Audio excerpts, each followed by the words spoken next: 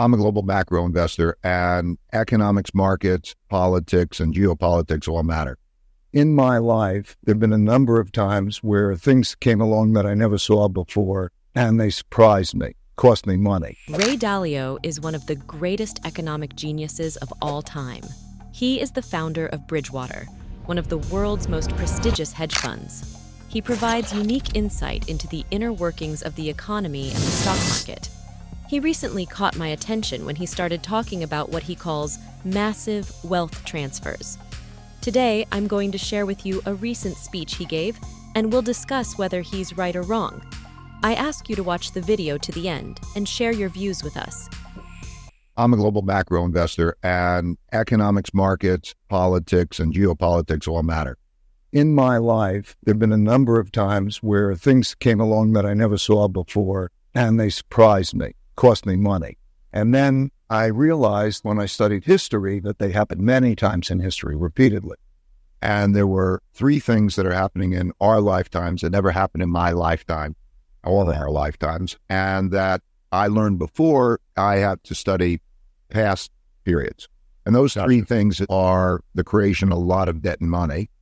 The second is the amount of internal conflict that we're having over money and values and what that's like. And the third is the changing world order with countries like China and Russia competing with the United States in a way that didn't exist before. What Dalio highlights here is an essential macroeconomic observation.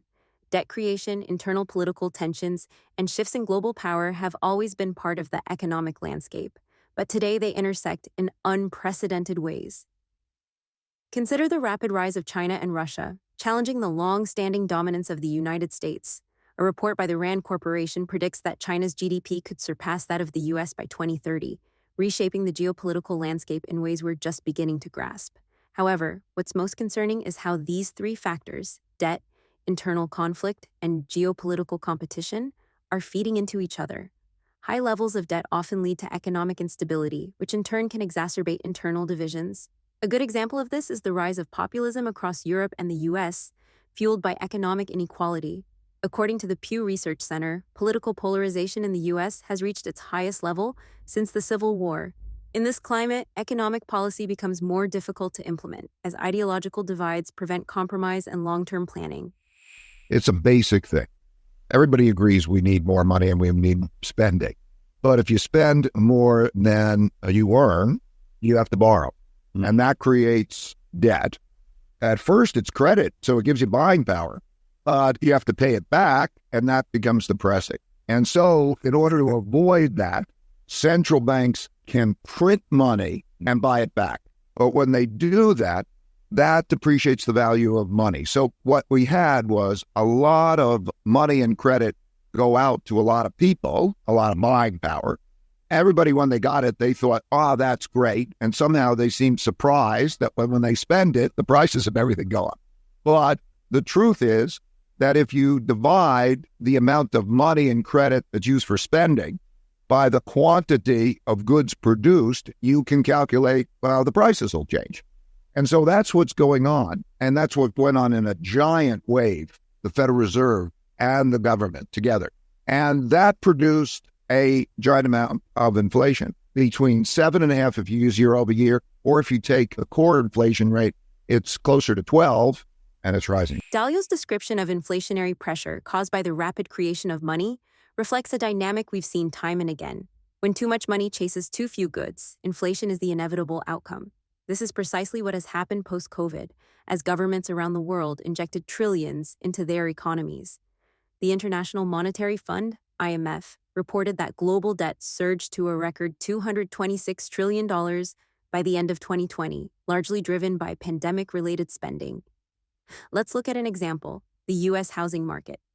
After the pandemic hit, low interest rates and stimulus measures fueled a buying frenzy, driving home prices up by nearly 20% in 2021 alone. This is a clear case of too much cheap money entering the market, causing inflation in asset prices. Yet it's not just housing. Everyday essentials, food, gasoline, and even rent have become more expensive, disproportionately affecting lower-income households.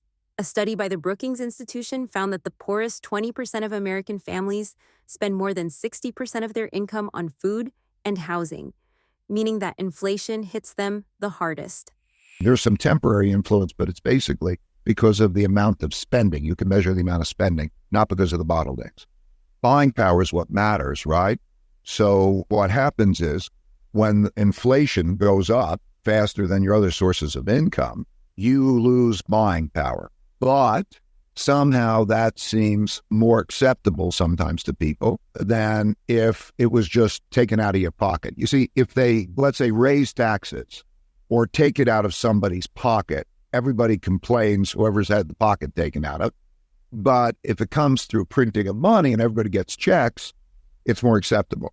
But those who are holding money, like money market funds and bond funds, lose the buying power of that. So think about those bond funds. Those bond funds are like down about 10%, and inflation is up over, let's call it 8%. So they lost 18% of the buying power.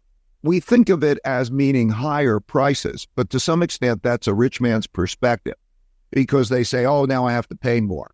But the reality is you don't get more stuff from that higher inflation. And so it bids it out of the hands of some people. And that hurts the people who don't get it. And so we're seeing a time now where you're going to lose buying power to inflation. This is where the paradox of inflation becomes even more complex. While the stimulus checks and increased government spending were widely celebrated for preventing a deeper recession, they have also created longer-term inflationary pressures. The challenge is that while inflation erodes purchasing power, it often feels less immediate than a direct tax hike. It's a silent tax, one that gradually diminishes wealth, especially for those relying on fixed incomes or savings. Take Japan as an example. After decades of aggressive monetary policy, inflation in Japan has remained relatively low, but so has economic growth. However, the hidden cost of such policies is the gradual decline in purchasing power. For instance, Japanese households have seen their real wages stagnate since the 1990s. A similar trend could occur in the US and Europe if inflation is not brought under control soon, leading to the erosion of wealth for middle-class families. Dalio makes a crucial point here about the difference between inflation's impact on the wealthy and the less affluent. For the wealthy, inflation might mean paying more for luxury goods or services. For the poor and middle class, however, it means struggling to afford the basics. According to the World Bank, global poverty increased in 2021 for the first time in over 2 decades, largely due to inflationary pressures and pandemic-related disruptions.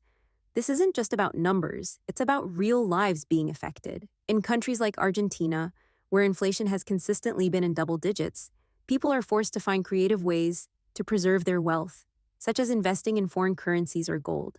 Even in more stable economies like the US, rising prices for basic necessities have triggered widespread discontent, evident in the resurgence of labor movements demanding higher wages to keep up with the cost of living.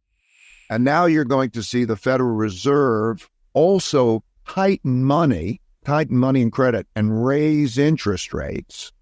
And when they do that, that creates less buying power. They say, okay, now you can't spend as much money and the prices are going high, but they do that in their crude way of trying to reduce inflation. But you get it from both ends, the higher prices and then the higher interest rates you have to pay and the higher debt service costs and also less availability of money. So it's a squeeze, like the squeeze that happened in the 1970s.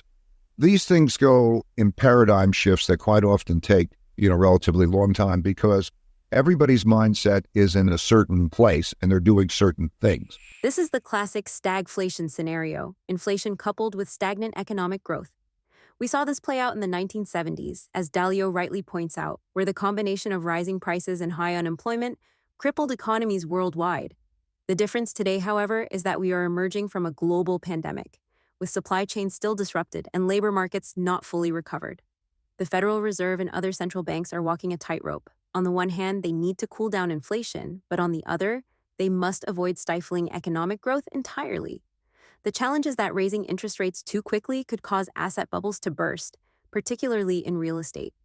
In fact, the real estate consultancy firm Knight Frank has already warned that housing markets in key cities like New York and London could see significant corrections if rates rise too quickly. The balancing act is a delicate one, with no easy solutions. So there you have it. Make sure to hit that subscribe button because it is my goal to make you a better investor by studying the world's greatest investors. Talk to you again soon.